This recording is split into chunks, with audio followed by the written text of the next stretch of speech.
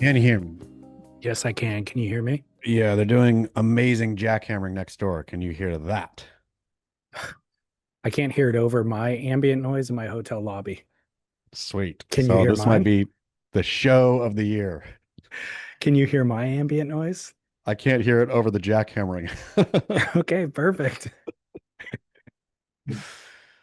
Welcome back, November 7th, 2025. Chaz, where do you get your promptness from? You were 2 minutes ahead of schedule today. Man, I read about it before. I didn't I just read the headline actually. I am like I think it's a disease. Like chronically early. Like I get big time stress if I'm not early.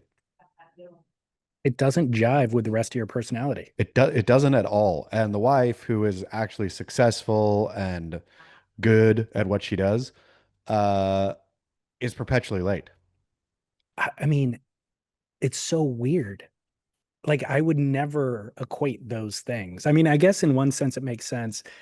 She's perpetually late because she's always so busy. She's got a bunch of irons in the fire. But when I was growing up, I would equate promptness, responsibility With with success. success. Yep. It's not, yeah, no, we are really flipping the script over here. She's not even late because she is I mean, she's often busy, but she doesn't ever calculate the time it takes to get from point A to point B into the equation. Right. So, for example, if our podcast was starting at 10 a.m., she would head upstairs to get the computer at 10 a.m., which means she'd Right. be on at like 10:05, right? Right. Or if she's going to leave to go somewhere, she doesn't calculate. Like the other day, I think she had a stressy call to get on, and we were out surfing, and I got out of the water, and she got out of the water exactly when the call was supposed to start. And I was like, did you not calculate that you had to get out of the water, walk up the stairs, take your wetsuit off, get in the car, go home to be on this call now 15 minutes late? But apparently she did not calculate. Well, she didn't, but there was also no consequence, I would imagine. Yeah, no, it's just, yeah, she doesn't have the stress. I feel the stress. I feel Right. like a nagging, like, gotta get there on time. Um, this may reveal that I'm a narcissist, I guess. My problem is I feel like if somebody's showing up late, they're not respecting me. Yeah, So I am prompt because I don't want to be disrespectful to anybody else's time.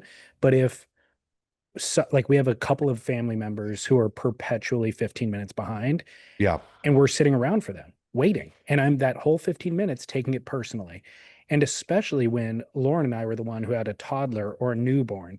So we should be the ones who would be late because we're now factoring in this new element into our life. But inevitably, even with a newborn, we were 15 minutes early. And then the other people are 15 minutes late, which now means we're waiting 30 minutes. And I'm just taking it as a personal attack the whole time. Ta- taking it personally is great. That's recommended. When I used to, the ballet studio works like a well-oiled machine. So there's never any like as soon as Right. time is up, they're running out the door. But soccer back in the day when I used to take older daughter to soccer, oftentimes they would go 20, sometimes 30 minutes over. And every minute that ticked, I was staring at my watch. It got more and more personal. I was never thinking, wow, this coach is going above and beyond to give these girls like her best, right? She could have called this, but she saw that they needed extra work today, that they're really getting this skill down, something or else. No, every minute that ticked off, I was saying, this coach is out to screw me. She's out to screw me. She's got it in for me. What I would just like steam and rage on the sideline. It's so funny. Yeah. I think what's happened now that I'm actually thinking about it, I've never really addressed this before, but society in our time has changed so much that they don't value the promptness that we grew up valuing. The promptness, I think, had tremendous value in the 50s and the 60s, and it was rewarded. And we were raised under that mentality from our parents. But society has evolved in such a way that they certainly don't care about that. And I would connect it even further to conversation about the Kardashians that you had on Noble Thoughts, where it's like the values and the things that prop up society now, I can't connect with it all. And I think this is just one of those. Wow. Speaking of the Kardashians, is this in your notes today? No, no. I watched episode one last night. Okay. So Wow. set that up by advertising Noble Thoughts. Okay, so we have our Patreon over there at patreon.com, and it is called Extra Fine Grit. So if you'd like to subscribe at a $5 tier, a $10 tier, just go hang out over there. There's a bonus podcast. There is an ads-free podcast, right? Yep. Uh, and I was It's over all there of the other this. day. It's all of this with no ads plus a bonus show every week. Yeah, and I was over there thinking, you know what? I like to throw in a little bit of just randomness. No Barat, the other podcast David Lee and I do, is not about surfing. And so I was thinking, I'm going to just do whatever noble thought pops into my mind. And it's not going to be noble at all, but it's just whatever randomness, just needs to be riffed on. As we can all surf, we don't have to surf, but we can all have other discussions, is the point of it. So, And it's written. yeah, this is a written little diary entry 3 or 4 times a week. It's going to go up. Anyway, the first one I had read that Kim Kardashian's new show, All's Fair, was getting called the worst show to be ever to be made, which is a big call, right? Like that caught my attention. So then I was like wondering, is this just a single reviewer? Is this a it was multiple. It was the Guardian newspaper gave it 0 stars. I think the 15th time they've given 0 stars in their 250-year uh history. It got 0 stars across the board. I think it has zero on tomato meter. And people were saying it's so bad it's offensive, right? Was basically it is not bad good. It is not it is so bad that it's personally offensive. So I was like, this is too much. Too much fire here. Or too much smoke. I got to jump into the fire. Watched it last night. Words cannot describe David Lee Scales. It is shocking. It is stunning how horrible it is. So is there an angle there where they're No, I think it's by the trying to make it creator. bad? It's by the creator of Glee. Uh, and so I think he was trying to make it campy, right? Like Glee is campy. But also, I've noticed, and entering dangerous territory here, David Lee Scales, but I'm going to say it anyways. As with Sex in the City, Ryan Murphy's a gay man. Gay men writing women make them look like it's the gay man version of what a gay man wants to be, which is all Sex in the City was too, right? Those women were not archetypal. They were only broadly, generically archetypal, but really they were gay men. They were acting out gay men fantasies. This one is that. So this is an even more ostentatious gay man fantasy. Three women lawyers break away from their male dominated law firm and go start their own law firm to cater to, you know, divorcees and Hollywood, whatever. But it is so tone deaf. Every part of it couldn't be worse. And you sit there watching it from the writing to the acting to the scenes to it's real Sex in the City up in terms of what they wear is really important. So they're always changing, but always looking super fabulous. Their office is like some crazy spaceship, even though they just left their law firm to start a new law firm, but they're not slumming it. They're into like a mega, like, you know, 100 $300 million design office. And it's just ridiculous. It is absurd to the point where I don't want you to watch it, but I think you might have to watch it. Are you going to watch episode 2? Nope. I'm Okay. not giving them any more. I saw because I don't need to know where it goes, right? Yeah. It is all you need is episode one, but it's worth it. It's only 30 minutes, I think, but it is worth it because I've set it up for you here. You're going to watch it. It's going to be worse than you even think. Uh, you can't force me to. I I don't think I'm going mean, to do it. I'm just saying it's worth 30 minutes. It's worth 30 minutes to see how bad something can be. Yeah. The fact that they cast Kim Kardashian already was an indicator, but it's I mean, I worse was than that. wondering, Yeah. Naomi Watts is in it as well. Naomi Watts is a respected actress. Yeah, she's been in some, just not a great, wonderful actress, but I'd say she's a solid Hollywood go, right? I think she's an excellent actress who picks terrible films 50% of the time. I mean, this one, like everyone in this, everyone who's associated with this has to be home right now thinking, what did I do? Right? Because you don't see the finished product. You're acting in it, and Yeah, you could of tell they're course. probably all having fun on set, thinking, well, isn't this fun? This is, and they probably also thought, this is going to be a campy good time. It's not heavy material. This is fluff with a little bit of, feminism. Well, I think about that too. Like, how do these things get made, right? Yeah. At what point did somebody decide just to keep going forward rather than stopping? Um, but then I realized people had to feel that way about Napoleon Dynamite because they Yeah.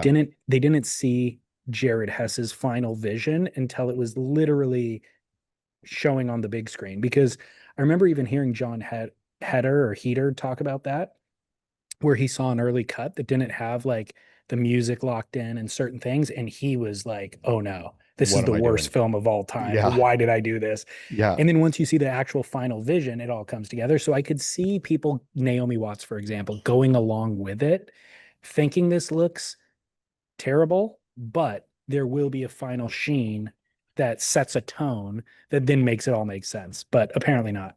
I mean, it's so over the top, right? You could tell that's kind of, I mean, just what they wear. Like Kim Kardashian I think she's driving around in her convertible Bentley, somewhere. Like it's just ostentatious, ridiculously ostentatious.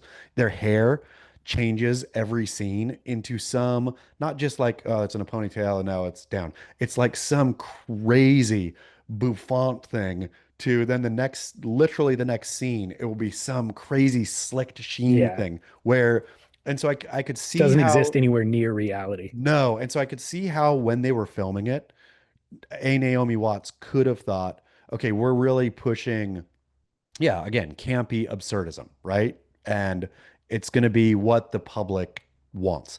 But it is so far, I mean, especially, it just is probably, I mean, it would have been horrible no matter what, but government shutdown, people going without their, SNAP benefits, grocery prices through the roof, everybody feeling a tension. And then this drops in everybody's lap where it's just this ostentatious display of ridiculous wealth over and over again, I think is ill-timed. Apparently. Yeah. Um, well, we're 10 minutes in. We've been talking about the Kardashian show for 9 of it. Um, this is the most absurdist show we're going to have all year because longboarders are also the most newsworthy segment in this week in surfing. What a show, David Lee Scales. It's absurd. Yeah. Before we get into the longboarding conversation, the various longboarding conversations, we are doing a live show next Thursday. So less than a week from now, Luke Cederman is flying in from New Zealand if his flight makes the connection. And John Philbin of North Shore fame, he played Turtle, of course, one of the most iconic characters in all of surfing. They're all coming into New Smyrna Beach. We're converging on Beachside Tavern at 7 p.m. on Thursday, November 13th, and we want you to come. Please do. The show itself will be hilarious thanks to Leek Suderman. Uh, it'll be great. And also music afterwards and just a good time to hang out. Yeah, it's the kickoff for the Florida Surf Film Festival, which takes place on Friday and Saturday next week. So definitely come and attend that and watch the films as well. But come to the opening night and we're just going to hang out. So we're going to do an on stage show for $20 for an hour, but then we'll also be hanging out at Beachside Tavern afterward, consuming adult beverages. So come hang, get the tickets in advance because they are limited through Eventbrite. You can do that in Chaz's Instagram account or mine at Surf Splendor. And we hope to see you there in Florida. So in surf news, the segment that gets shorter and shorter every week. Longer this Long. week, though. Longer and longer. So I've got a controversy here for you if you want to lean into this and stir up some drama for Beach Grit. Yes, please. Okay. They just posted a story about the longboard world championship going down in El Salvador. First of all, did you track that or did you track the event itself or the story that they posted? No and no. I have no idea what's even going on. Okay. I didn't expect that you would. So the Longboard World Championship took place in El Salvador, I believe 2 days ago now.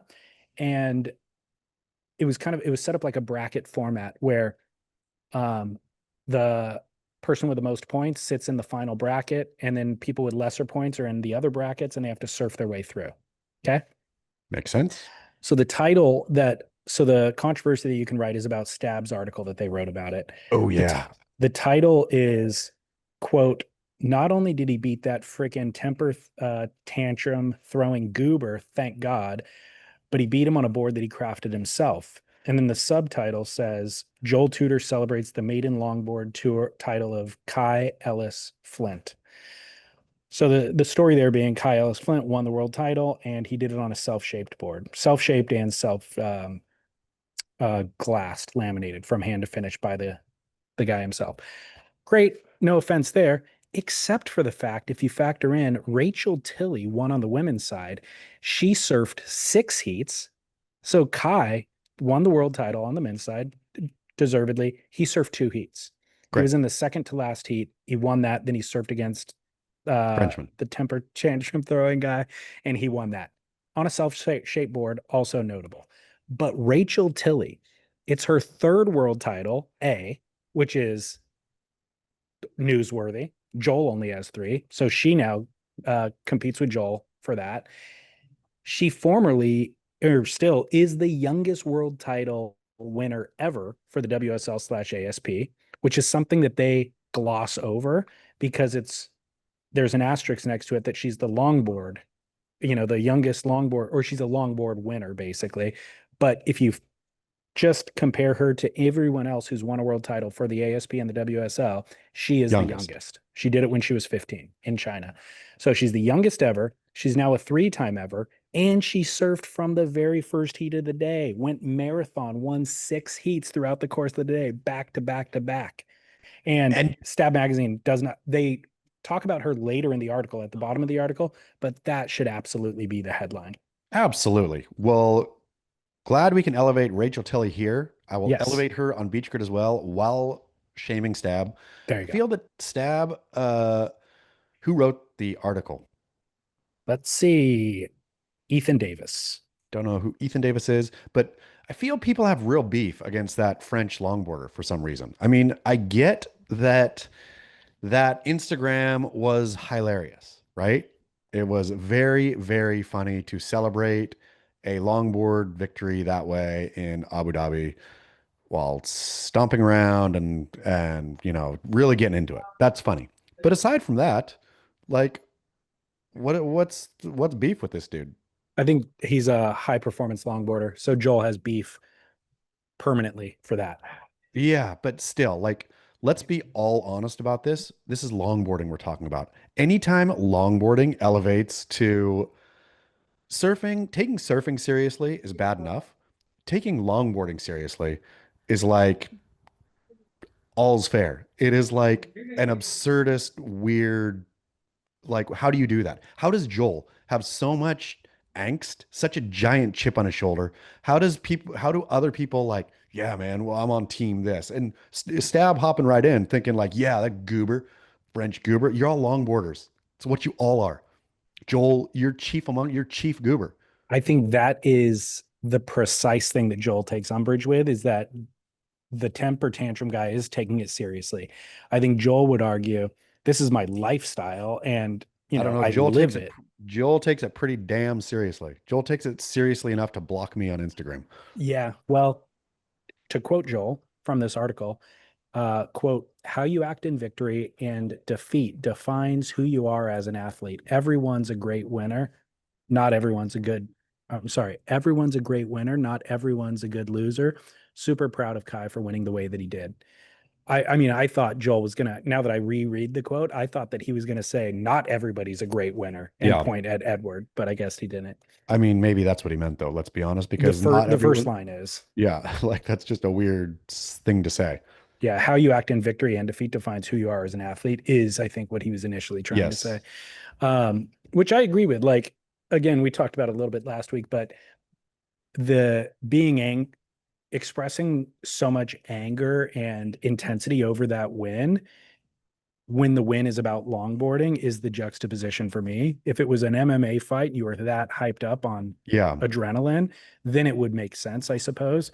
But it's just there's no version of longboarding, even if I won an event, where I would come out feeling that level of testosterone laden intensity, I, adrenaline. I don't know. I don't even know how you stack enough up while longboarding. Isn't it just Right. draining out of you whilst longboarding in a pool? Yeah, I don't know. Well, the other story here is Joel Tudor wins over Hawaiian Airlines and Alaska Airlines, of course.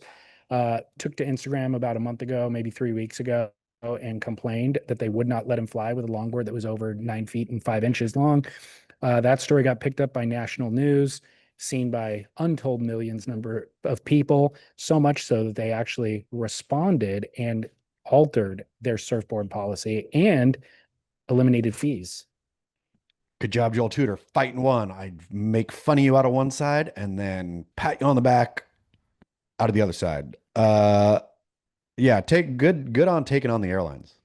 Absolutely, yeah. But the additional story here that's shown up on Beach Grit, reported on Beach Grit from Tom Curran this week, was that he's actually filed a lawsuit against the airlines, which I thought was a little bit odd. Overkill. Yeah, I mean, did you see his lawyer and stuff? Com does a great job going in. His lawyer is mostly known as a, is it pronounced challah? Yeah, holla. Yeah, as a challah baker. That's her passion. Seems like she kind of dabbles with law on the side. So this is Joel's lawyer.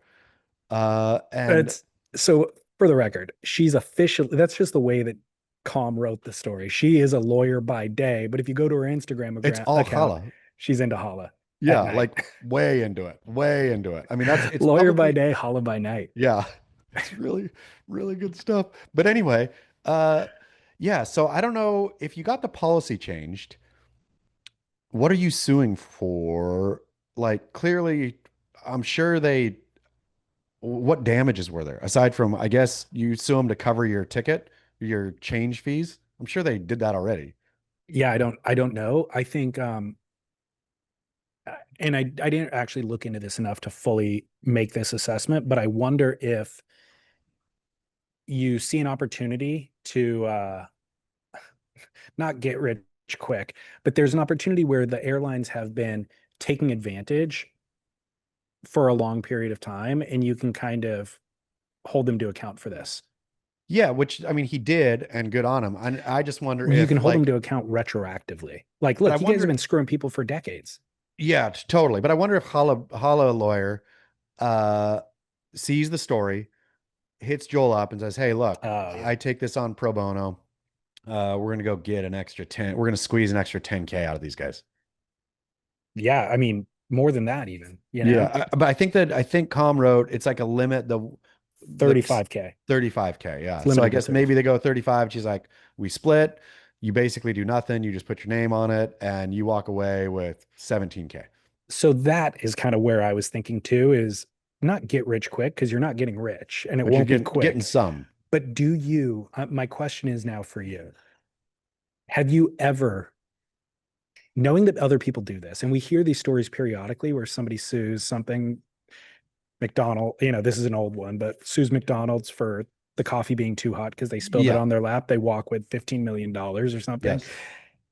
Have you ever thought about doing this in life? Do you go through life considering this and knowing just how litigious society is nowadays, and that big companies and corporations will actually just pay out so as not to get caught up in it? I mean, I should probably, but never once, never once. And not only that, if a thought ever floated through my head on doing something like that, I would slap that thought right out. It feels like I'm demeaning myself to hop into litigious land.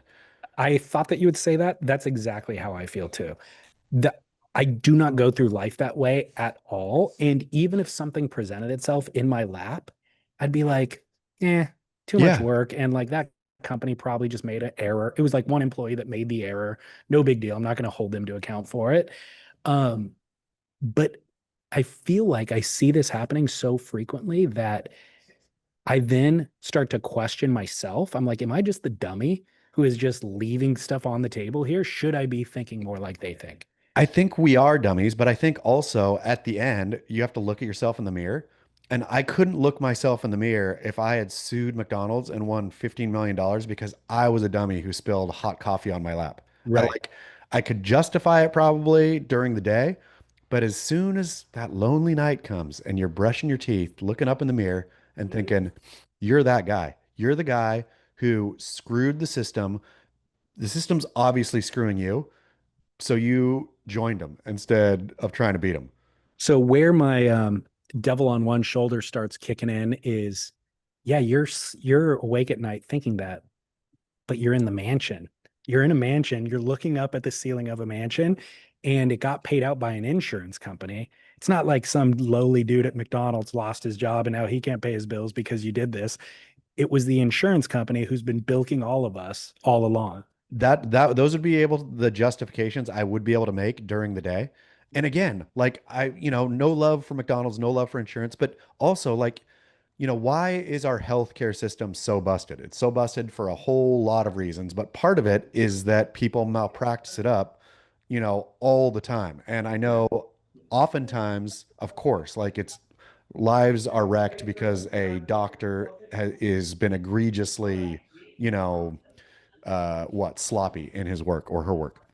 But all like these malpractice lawsuits are so insane that doctors now have to have billion-dollar, policies, which then get passed straight on to all of us. So because everybody's malpracticing, it's just this like, what if we all stopped suing everything all the time? Would Yeah. life get better for everyone?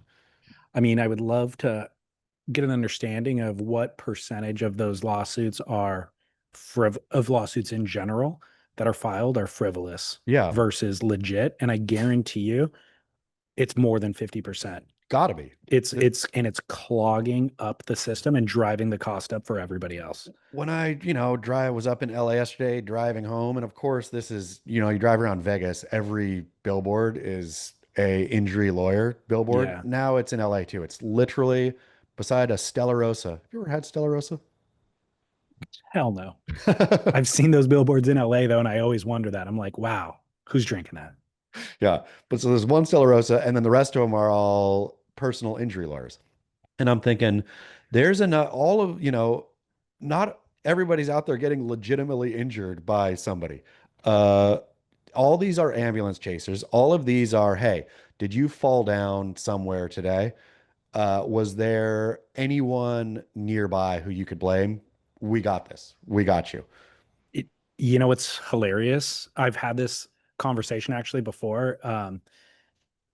You can really tell the quality of a neighborhood by the billboards in that neighborhood. First of all, if there's billboards in the neighborhood, that's Yeah. already a problem.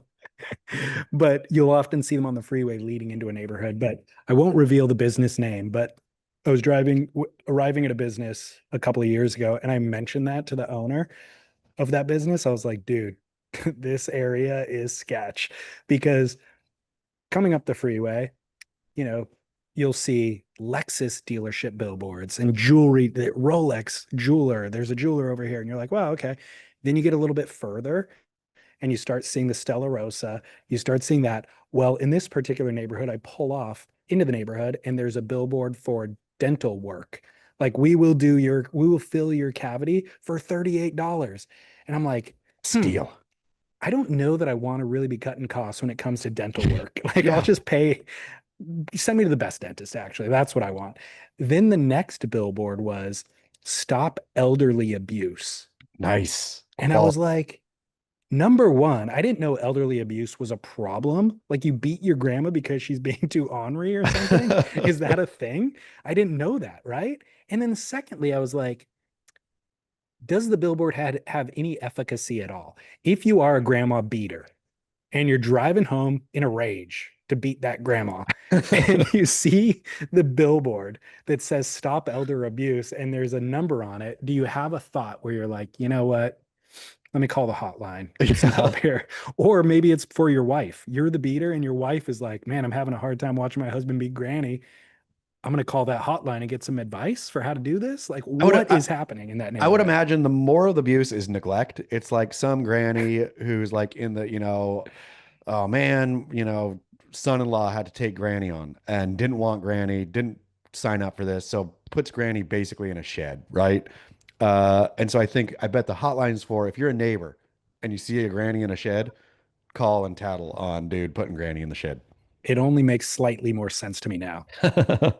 And then how much does a billboard cost? Like I was like doing the numbers, like, wow, the fact that there is an industry that exists related to elderly abuse is a really poor reflection for this particular neighborhood, but our society as a whole. Yeah. But I mean, back to lawsuing in general, Yeah. how good do you feel? Like the other day, had a rental car and I didn't put it in park or something. I think I had my foot on the brake, and the car in drive and then got out. I was at the airport picking up the wife. So got out to get her bag, and I was like, oh no. And the car, boof, right into the car in front of it. And it didn't speed up. Didn't have my foot on the gas or anything. It was just the natural drive, boof. But it did smack the car. And I was like, oh. And dude got out of his car and I was like, here we go, lawsuit city, holding his neck, injury lawyer. He like looked at his bumper. He's like, all right, cool, bye, and then just Sweet. left. And it's the relief of like, you're my people, because that's exactly what I would do, right? Is unless there's massive damage, even if there's Yeah. a scratch, what's a bumper for except to get scratched, right? Yeah. Like, but it was such relief when you find those people in the wild of like, thank you for being out here. Totally agree. That's the society I want to live in. Yeah, like it's no problem. It's literally no problem. There was no Yeah. problem, no zero. And you're not trying to take advantage of the situation, No. fellow traveler. Yeah. Um, so I've always wondered who forgets to put their car in park. Yeah, I was just sitting there. It was again, new car or unfamiliar car, sitting there distracted. And I think the wife then just popped out or something. It's like, oh, gotta go help her with her bags. And was not thinking. Man, I've Yeah. seen like videos of that happening where they step on the gas pedal instead of the brake and drive into the Starbucks. And I'm like, Yeah. who does this? Like, who does this? This is insane to me. It's got to be drunk people or people who are on medication or Yeah. something. Like, Or surf podcasters. apparently, geez. Okay, well, moving on from the lawsuit conversation, Moana Jones Wong joins OnlyFans. Now, this, of course, was written on Beach Grit. I'll read the headline. Pipeline Hellraiser Moana Jones Wong criticized by surf fans for shock OnlyFans pivot. So, of course, the commentary on her Instagram account is how dare you do sex work, and the commentary on Beach Grit is actually more nuanced and funnier. But the real story here is in defense of Moana Jones Wong is it seems like OnlyFans is trying to pivot their business away from being identified only as kind of a sex work platform or pornography platform probably is more accurate. And so they're now doing partnership deals with athletes to kind of open up a new wing of their website. And so this is like an OnlyFans athlete partnership specifically. The word is athlete is in there in all of the advertisements. So regardless or in consideration of that, what are your thoughts on this whole story?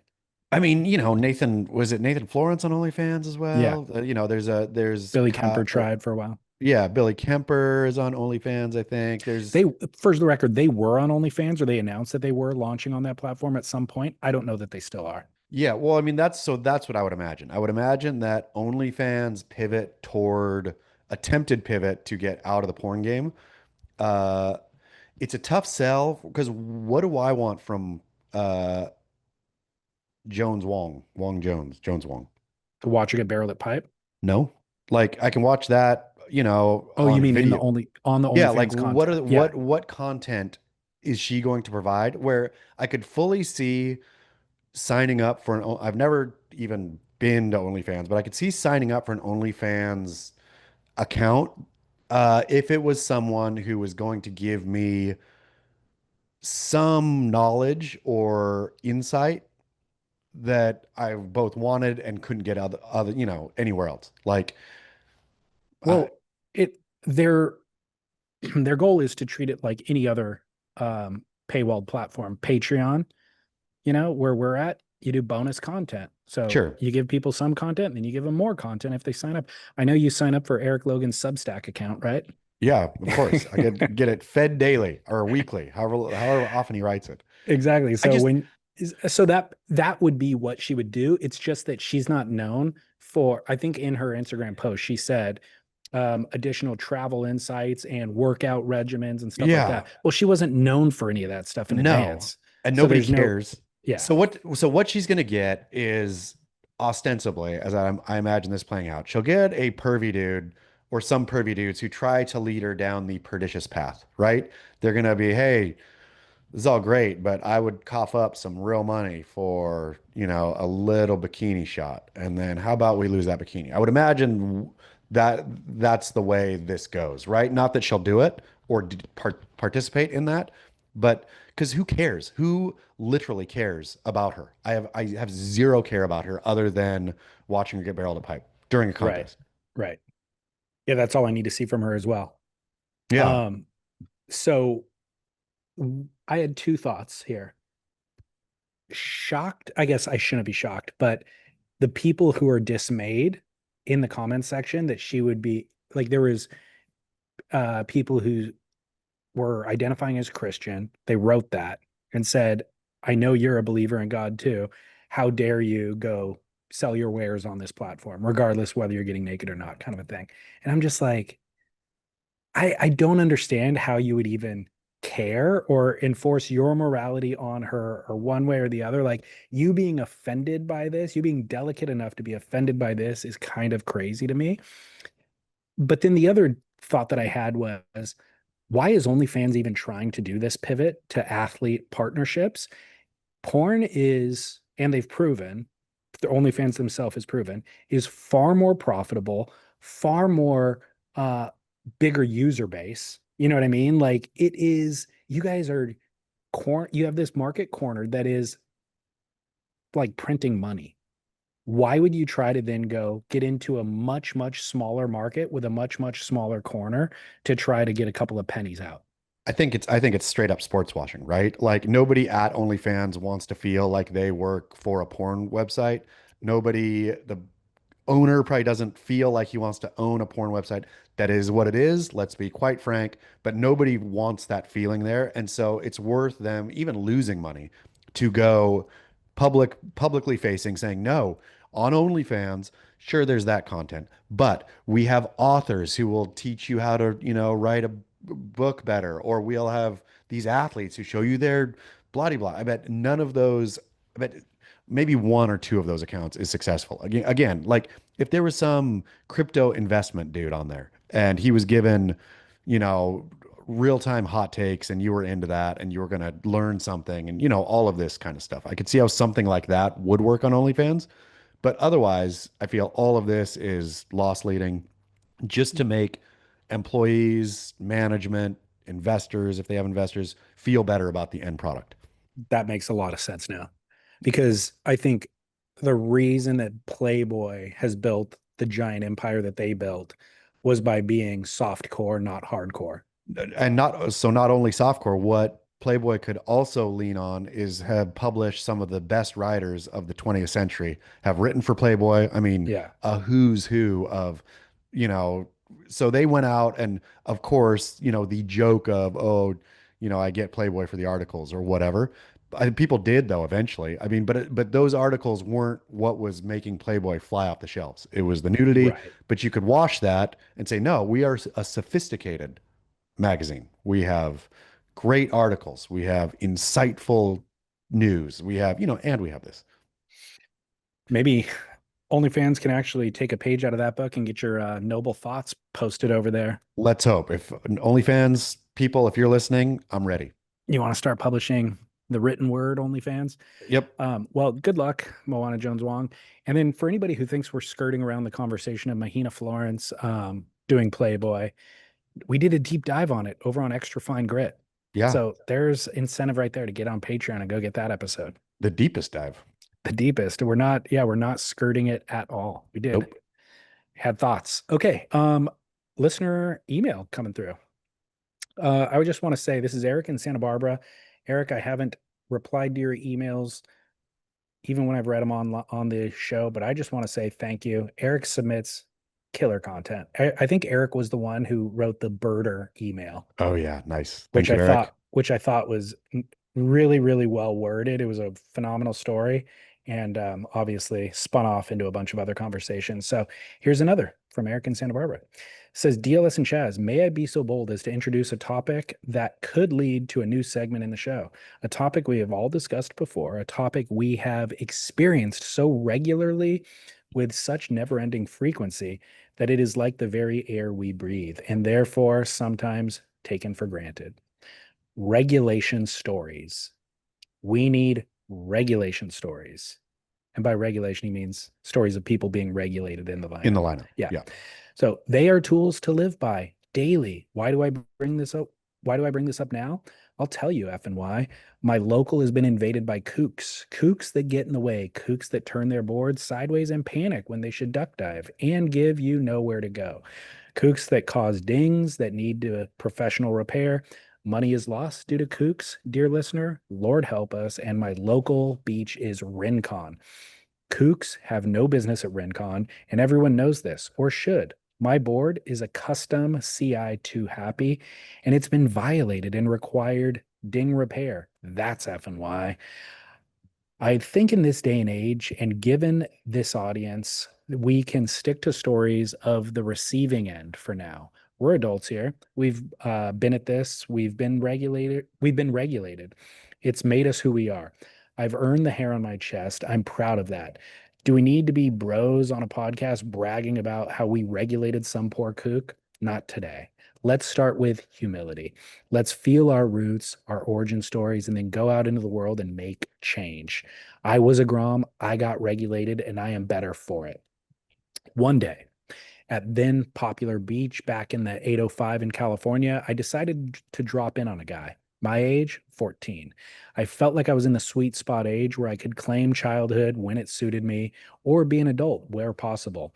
I wanted to avoid all responsibility for either, floating on the winds of change, but mostly just being a butthole that got away with stuff. I was a butthole. I happened to apply my buttholery to a crazy local guy. There's always a crazy local guy. I dropped in on him. In retrospect, he probably had dropped in on me before as well. And were I a heavy local, I might have had a case, but I was a Grom. I was playing with the I'm a minor, you can't touch me card. I was invincible. I straight up burned him, except I didn't. He stayed behind me. He grabbed my leash. He lifted me up by it. We tumbled in the whitewash. As the wave passed, that crazy some bitch hoisted my little 14-year-old 70-pound frame up in the air by my leash, head above water, or head barely above water, and he announced to the entire beach, I got an anaconda. I got him by his anaconda. Ha ha ha. This, then he let me go before I drowned. I paddled back out with a mixture of shame and pride. Shame that I got caught doing exactly the buttholery that I knew I was doing. Shame that I was dangled before the world, the pipsqueak that I was. Shame that I didn't know the lay of the land enough to know that I was burning the craziest guy in Santa Barbara County. But then pride that I survived the wide-eyed stares of the entire beach. I dared, albeit unknowingly at the time, to go toe to toe with the craziest guy in the 805, and I lived to tell the tale. I remember the looks on the people's faces as I dangled, mouths wide, mouths open, eyes wide, blood draining from the skin. They turned white. They were about to witness a murder, but no, just a bizarre public shaming. Holy crap. I can't believe you dropped in on crazy whoever the F. I lived. I honestly forgot his name. I held it in my head, or I held up my head. I paddled back out. Just the life of a Gen X Grom, taking his licks, learning his lessons. I, for sure, rethought my strategy of being a teenage butthole in the lineup. I never abandoned my false impunity. Never again. Or I'm sorry, I abandoned my false impunity. Never again. And I might have even earned some street cred in the process. Hard earned, directionally corrected street cred. Maybe a chest hair. I tell you the God's honest truth. I miss this level of crazy in the lineup these days. I miss the regulation. We all survived it. We all have stories. Live, work, and bon voyage. Eric with a ding too happy in Santa Barbara. Eric, thank you so much. And what a story. Getting dangled by the leash, hard to beat. Pretty incredible. I mean, look, the crazy guy, that is a bold move to get burned by a 14-year-old, knock him down, and then lift him up by the leash to show everybody on shore and shame him. Wouldn't happen I mean, to his point, would never happen in today's society. But he's exactly right. Is like those kind. I mean, I remember being scared out of my mind. I never got dangled, but I remember getting pointed, yelled at, all of it. Like, and it does it. What the bending is what makes you stronger, right? Like then you've learned 100%. you've learned your lesson. You act right. You do the right thing, and you wait to. But maybe David Lee Scales. Maybe there is a help on the way. Did you see today's Beach Grit story? I don't think so. So yesterday, uh, the sandwich hurler, the dude Oh, who yeah. threw the sandwich I at the border patrol agent, got off scot-free, which means to me that sandwich throwing is not an assault. So hardcore locals, us surfers, we need to start regulating by throwing sandwiches. Like you just go to the parking lot, maybe bring some meatball subs down with you before the surf. If somebody gets out of line, just wait till they come up to the parking lot. Wham! Getting hit with the sando is shameful.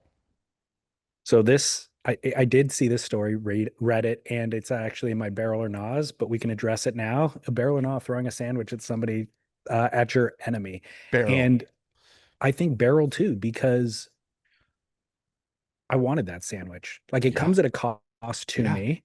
Um, and it's insulting. Like back in the day, I think the equivalent of this would have been slapping somebody with the glove, Yeah. you A know, where lamb glove.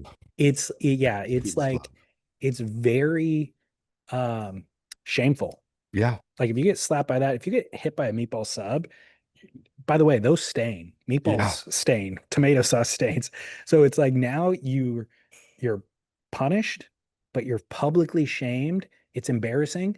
But if you react, it looks like an overreaction. If you go and punch somebody in the face because they threw a sandwich at you, you're now the problem. You know what I mean?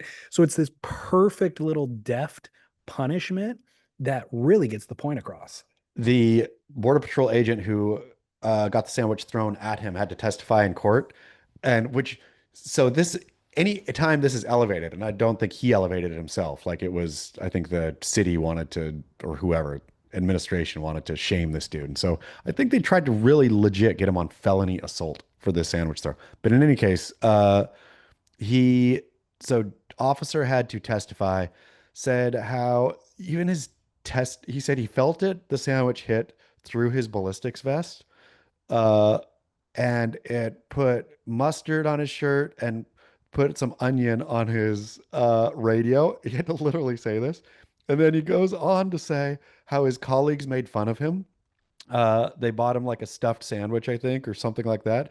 And The so humiliation. he got humiliated by his colleagues. He got humiliated by sandwich thrower. It seems absolutely perfect retribution. It is so perfect. The video was gold. I Yeah. watched that video so many times. Yep. Was he wearing like a pink polo, Yeah, the the thrower? sandwich thrower was wearing a pink polo. I remember the throw and then the turnaround and him booking it out of the way. It was just like he's clearly never really thrown a baseball in his life. No. Like he wasn't a professional thrower, but he was so worked up and angsty. And again, that sandwich was his lunch. That had Yeah. value to him. Like I'm sure he wanted to eat that sandwich, but Nobody buys a whatever sandwich the to throw. no, people don't Yeah. walk around with spare sandwiches. Yeah. So he was so worked up in angst though that it was worth it for him to get rid of this, and it landed perfectly. I mean, boom. But I really do think, and I suppose that's it. You can't pack sandwiches up to bring to the beach to throw. You're right. You have to actually have a sandwich. But maybe what we need to do, because who doesn't love a great sandwich? Man, Spent so tons of good. time talking about sandwiches over on Noble Rot. Maybe we need to set up sandwich stands in parking lots where after surf, you go get a sando. Who doesn't want a sando after surf? But if you're sitting there munching on your sando and somebody comes up who burned you, just pow. I'm gonna need Pal right in the kisser. Yeah. I'm gonna need a erasable price. Like the menu is gonna be chalkboard or whiteboard because if I see a storm of brewing, I'm Yeah. raising prices. Yeah. I mean, you're back straight back to litigious America. You're gonna Exactly. be you're gonna you're going to totally screw the poor angry local who just needs to get justice. I mean, look, meatball sub $8, covering costs, making a little profit. But if I see you burn somebody, wiping that out, $12. Yeah. Ooh. Gonna really gouge. Meatball sub, I think, is the perfect one to throw, to be quite frank. Yeah, meatballs have a little bit of heft, The so only problem is if it's a foot long, it'd be hard to not have it go off like a shotgun, right? Where the meatballs go all different uh, directions. look, any professional sandwich thrower will tell you you want to compress the thing into a ball right before takeoff. A full So ball. So you take the torpedo of the Subway, smash it down, mash it in. Okay. boom. Now you got a bowling ball of meatballs hitting you with bread and cheese Cheese, to hold it provolone. all together. Yeah. So here's the other deal.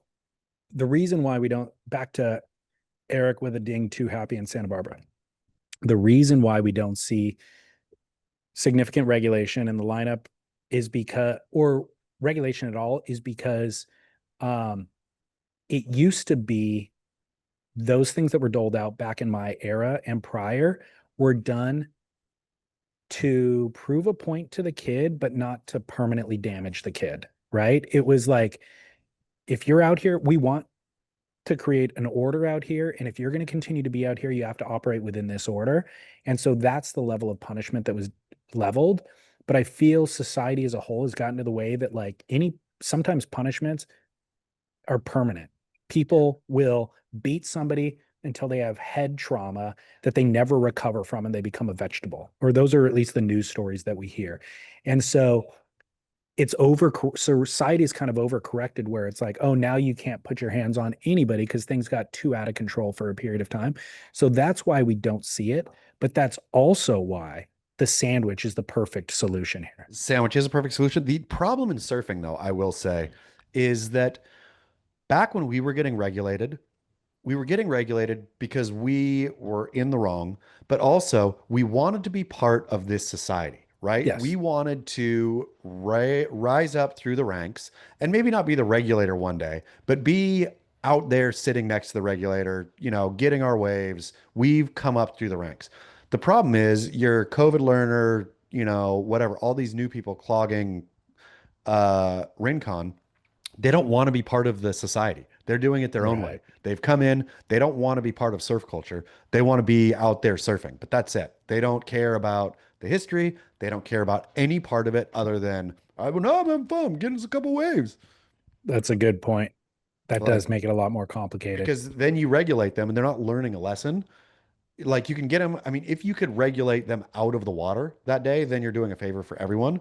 But it's not like they're going to learn the lesson. Like, oh man, No. that person's right. Though I take it back. There was one dude the other day, back when I used to surf, when I had two ankles that worked, and he ditched his board.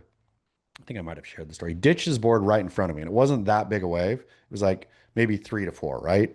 Big enough where, uh, you're gonna have to like kick your duck dive a little extra, but not so big where it's just YMA, where everyone's bailing their boards. He bailed his board right in front of me. We popped up and I lit into him like it was going out of style. I was like, never again. If you cannot duck dive, you paddle in. And that dude was very, very, very apologetic. And Mm. so maybe learned a lesson of like, okay, and I watched him rest of the time and he held his board, even though he went over the falls. Well, the sandwich still solves the problem because those people who don't want to fit into the society still will feel the sting of the sandwich Yep, that's true. That's and true. understand the meaning behind it. I mean, a sandwich cart at the beach. Sandwiches are especially in Southern California. All you can get is tacos anywhere. Tacos here, tacos there. Sandwich stand. Right. I'm here for it. Yeah. Um I had one more thought on the sandwich. I'm afraid I can't access it right now. It's okay. It'll come back to me, I'm Good. sure.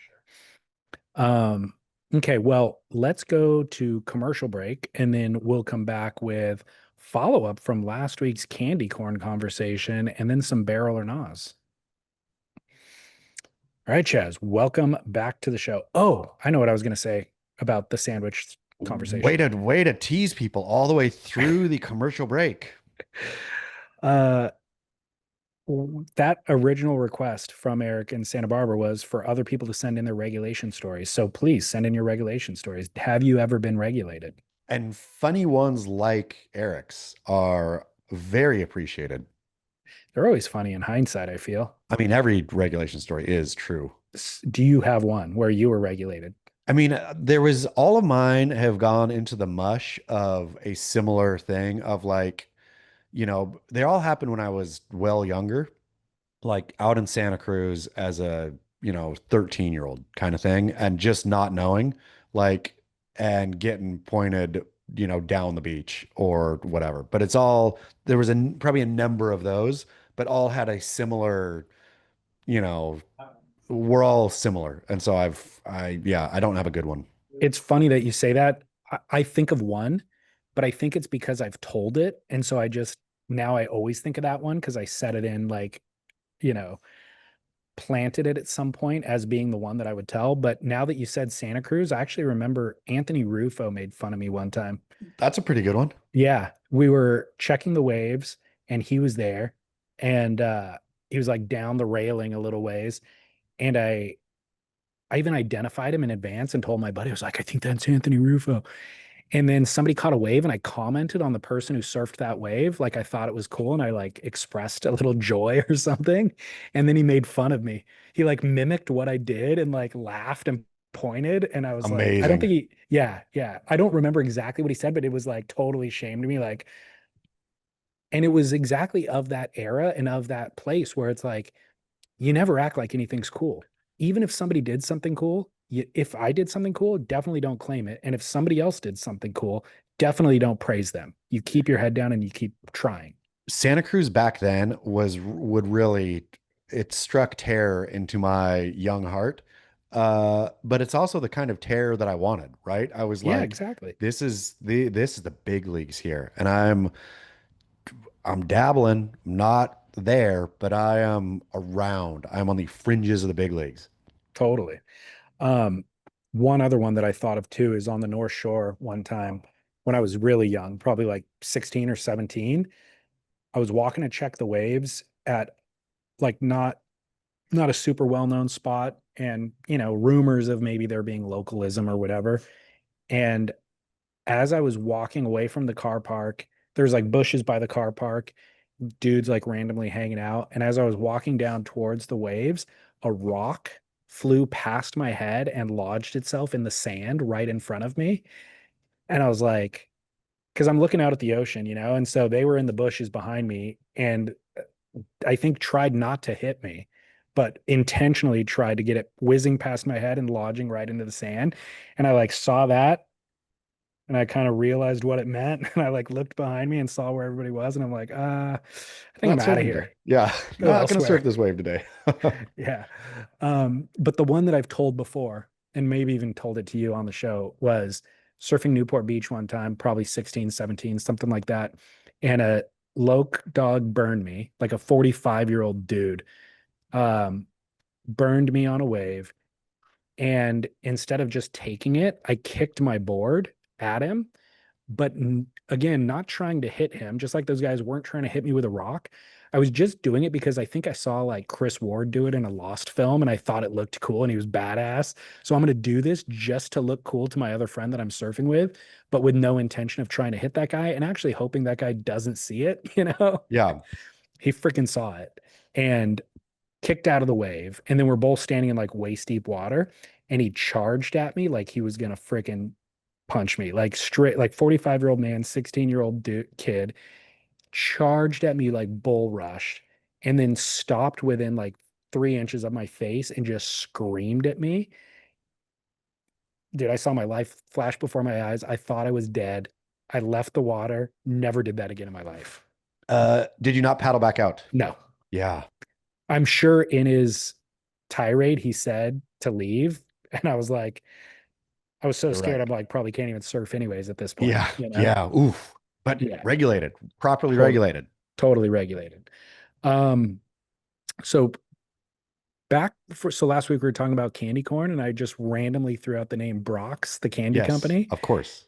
which hadn't said that name. I don't think I've ever said that name out loud. I've only seen it printed before.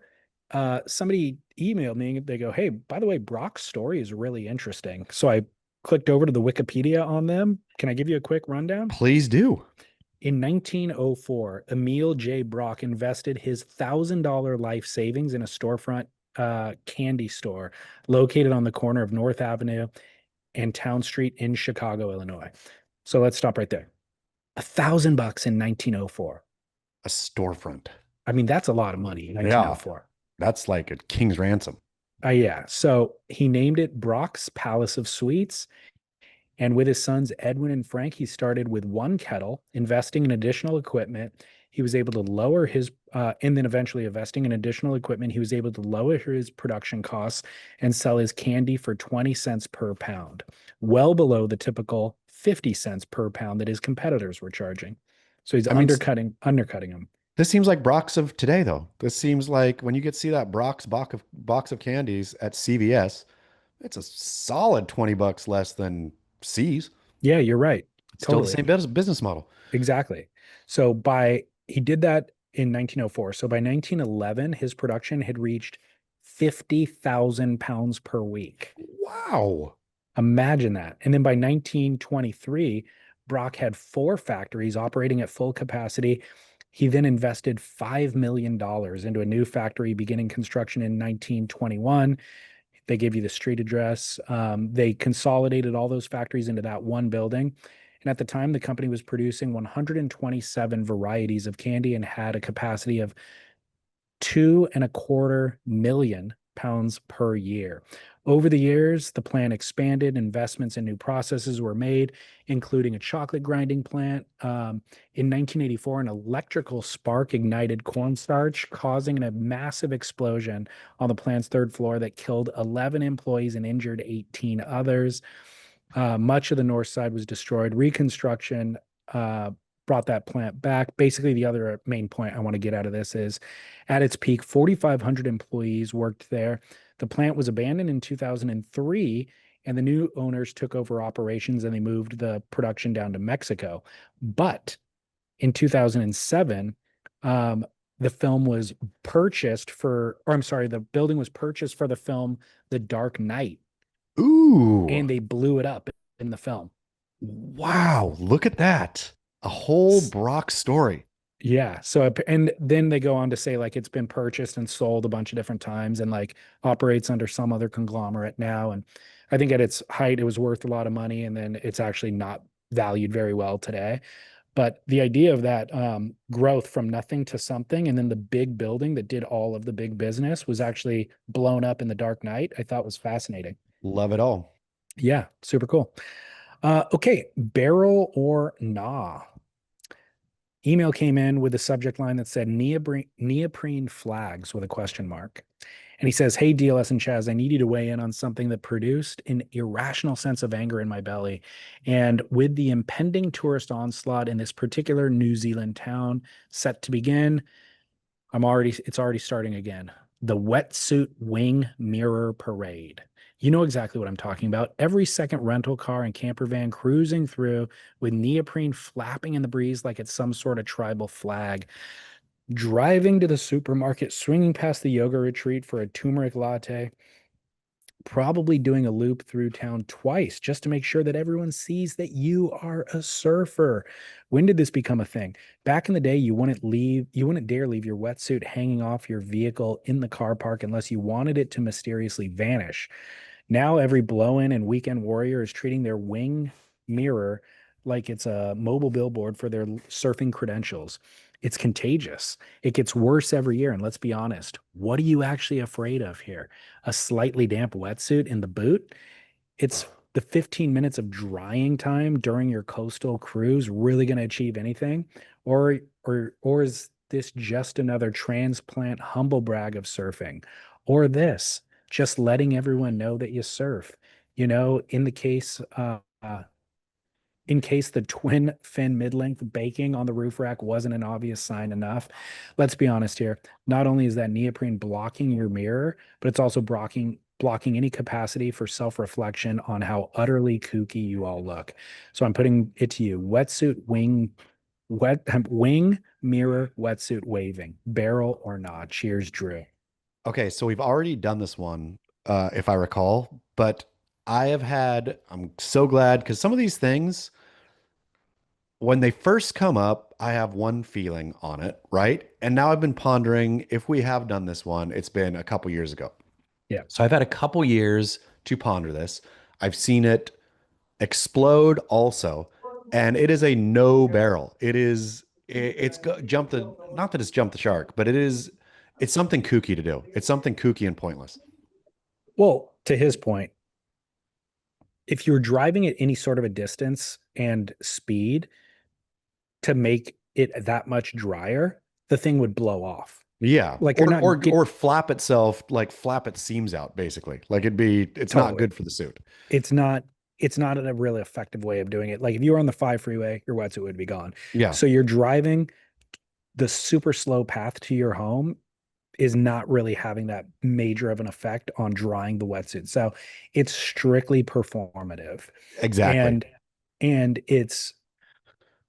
it's kind of illustrating the exact wrong thing, which is to his point.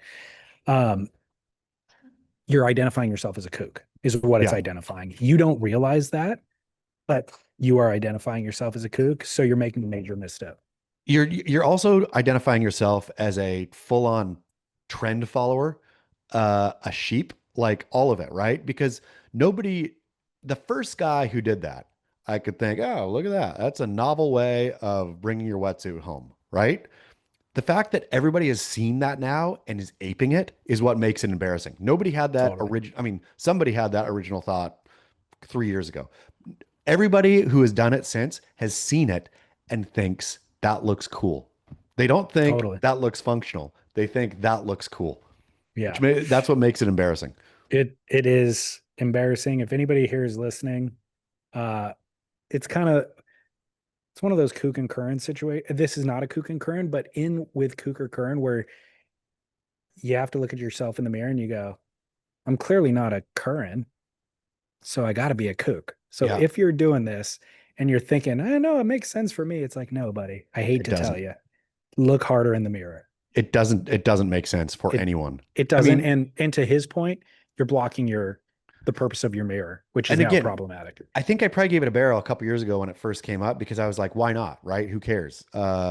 Sure, you have a mirror there. Why not whip your wetsuit around it? Big deal. But the fact now that it is become a signifier, even if you think, yeah, exactly to your point, even if you think this is functional for me, my trunk is full, boot, as it were, is full of stuff that I don't want to get damp or whatever, or something. There's no place in the car.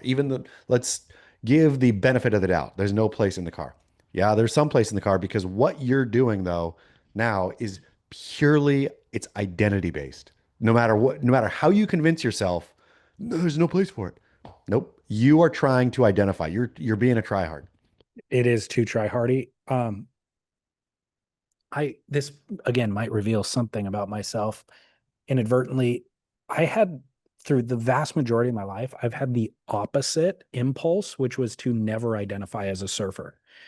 I lived for most of my life, 15, 20 minutes away from the beach in suburbs where there's no other surfers on my street. It's just regular people. And I would not even take my surfboard out of my car. Like if a neighbor was outside and I got home from the beach, I'm like, I'm gonna go inside and do one or two things. And then like after they go inside, I'll go out and grab my surfboard and take it in my house because I don't even want an interaction where my neighbor's like, Hey, hey, you you went surf? surfing today. Yeah, Yeah. tell me about that. And then they want to talk. And I'm like, no, dude, just like it'd be better if you didn't know that I'm even a surfer, you know? Yeah. Like that is my impulse. Keep the board in the car. Don't put surf stickers on my car. Don't want to be identified as. Just want to go do the thing in quality. Do not certainly put your wetsuit on your wing. Definitely. Definitely not. No barrel. Okay. Obviously we already addressed throwing a sandwich at your enemy. So that Complete is barrel. complete barrel. Um, let me oh yeah, okay. And then the final one is Sunbrella. Quote, You guys addressed the umbrella a couple of weeks back. But to be honest, the older I get, I'm far more concerned with overexposure to the sun than I would be overexposure to the rain. And then I remember the days of yore where fair skinned folk used a parasol or a sunbrella to maintain their fair complexion. So, what about it? Bringing back the sunbrella, barrel or not? Man, it's just again, part of the problem with the umbrella is not that it's weenie to, not get rained on or whatever, or to get, it's not that, it's the extra accessory. It's trying to minimize accessories in your life as much as you can, streamlining. This umbrella is just adding once again, and there's things for this called caps you could wear, even if you don't, the baseball cap is not giving you enough coverage. Well, go for a wide brim, something rather else. Why not? Right? Like, have at it. A hat is the perfect sunbrella that you don't have to carry.